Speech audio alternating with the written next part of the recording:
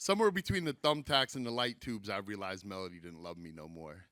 I saw her for the first time in the back of an AA meeting in Michigan, and she was coloring. She had curly brown hair and these big eyes, possibly big eyes. And I assumed she would never talk to me because I was a 19-year-old hoodlum from Holyoke. But she passed me a note 2 weeks later.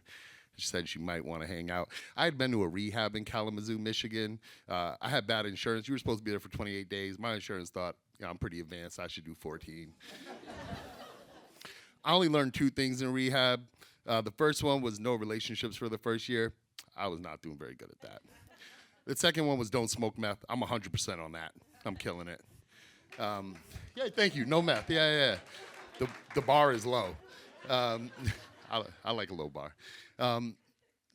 So me and Melody start dating, and every time I see her, it's like the world kind of pauses. I never felt that for a person before. Every time I see her, it feels like nothing matters. I have this terrible job. I work 12 hours a day in a factory, in a steel mill. I pick up heavy stuff. I put heavy stuff down. I do that until they tell me to go home. And before Melody, it was just this boring stretch. But I started thinking about getting a house with Melody, having kids with Melody, what I would name them, where we would live, all these big things. Melody was cultured. I was raised by wolves in Holyoke, as I said previously. I went to see the Vagina Monologues twice, which is a record for a kid from Lyman Terrace. It for sure is. The world opened up for me. She worked at an independent film theater. I watched the most boring films ever produced by humankind. Just two white ladies in a room talking about stuff that didn't mean much for 2 hours. But I loved her, so I would go to it. I remember sitting on a hill looking over Lake Michigan with her. It's one of those perfect moments, you know? Like, I think when it all goes to black for me, I'll think about that for a little bit. So Melody had been picking all of our events for about 3 months, which I liked because I don't know nothing. I don't really like to do anything. I like to work and I like to sleep and occasionally do some drugs in between. I'm not doing good at the sobriety thing at this point in life. I'm sorry. So Melody says, it's my turn to pick an event. And I really rack my brain for it, right? She's artistic. This has to be high art, right? I'm trying to impress her. I might marry this girl. It's got to be something interesting. I got to keep her attention. And I don't know anything like the Vagina Monologue. It's going to have to be something different. So I invite her to an event. This event is Potluck '05. I'm sure you guys have heard of pro wrestling. There's a specific... Oh, okay, so we're judging. This is what we're doing. You weren't judging cow tongues and shit, but now I'm up here. Everybody got an opinion on shit. All right. So in professional wrestling, there's a specific sect of professional wrestling called deathmatch wrestling, which is high art. I don't know what you're talking about. I'm from Holyoke. Violence is a fight on High Street is summer, right? I don't know. So I get in my 91 Thunderbird. I bought for $300. Got them down from $500. If you sit in the backseat of that car, you can put your feet right on the ground like the Flintstones. It's Michigan, ain't no laws. You drive it till it breaks.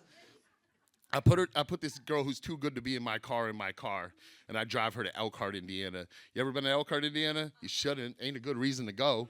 They build a lot of RVs. That's it. So we drive to this baseball field, and there is a dingy wrestling ring in the middle of it. And I look at Melody, and I start to realize I might have made an error in judgment here. Because as soon as she sees where we're going, she goes, "What is this?" I go, "Oh, you're going to get it. Like, I can't explain it. You got to see it." And so 8 matches in, Melody ain't getting it. There are, the first 8 matches are, every kid is the same person, I think. A blonde-haired white kid in basketball shorts, bleeding profusely. Just, there's so much blood. This is a health hazard, but it's the Midwest, so who cares, right?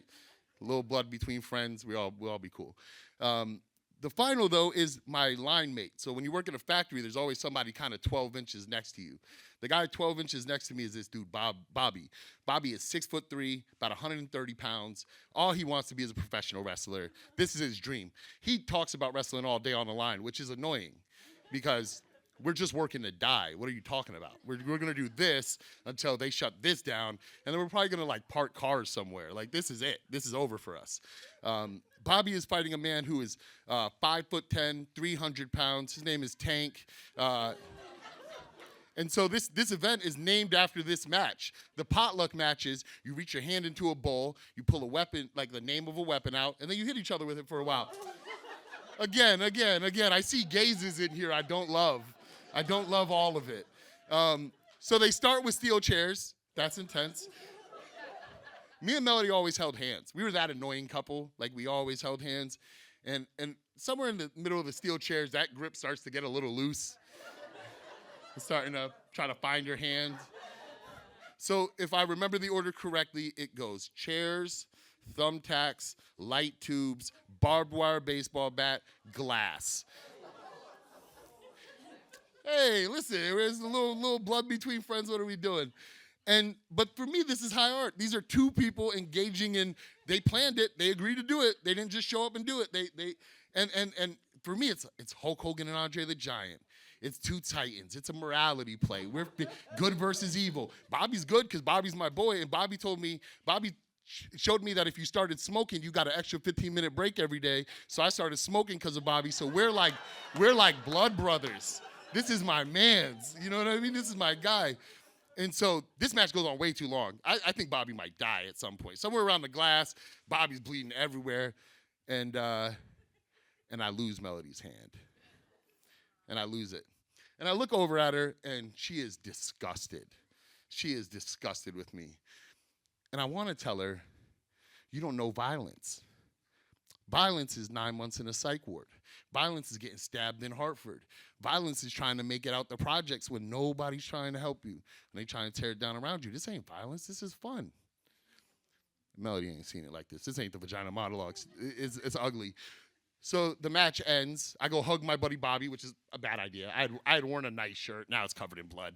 And me and Melody go to the parking lot. I have the worst car in the parking lot, which is you can feel how bad my car is because nobody even parks close to it. There's people are row. My car, nothing. Like I'm a VIP, I think. We get in my 91 Thunderbird. It's about an hour home. I never had a quiet ride with Melody. We always talked. It was always easy to talk with her. She doesn't say anything. And in my mind, I'm thinking, what can I say that's going to fix this, right? How do you not see the art in this? We watched a movie about a pedophile who got out of jail, and that was cool. How come this isn't cool? And I never felt so foreign. I never felt so, there wasn't nothing I could do that was going to make Melody understand me. And we got to her house. And we walked up to her steps. I had never left Melody without her kissing me from the first time, 2 early times. I'd never. And we never said goodbye to each other. And she said goodbye to me. And I walked back to my shitty car. And the epilogue to this story is I get about a half mile from Melody's house, and that damn Thunderbird dies. It dies its final death. And I'm about 6 miles from home. And I walk home. And I never see Melody again.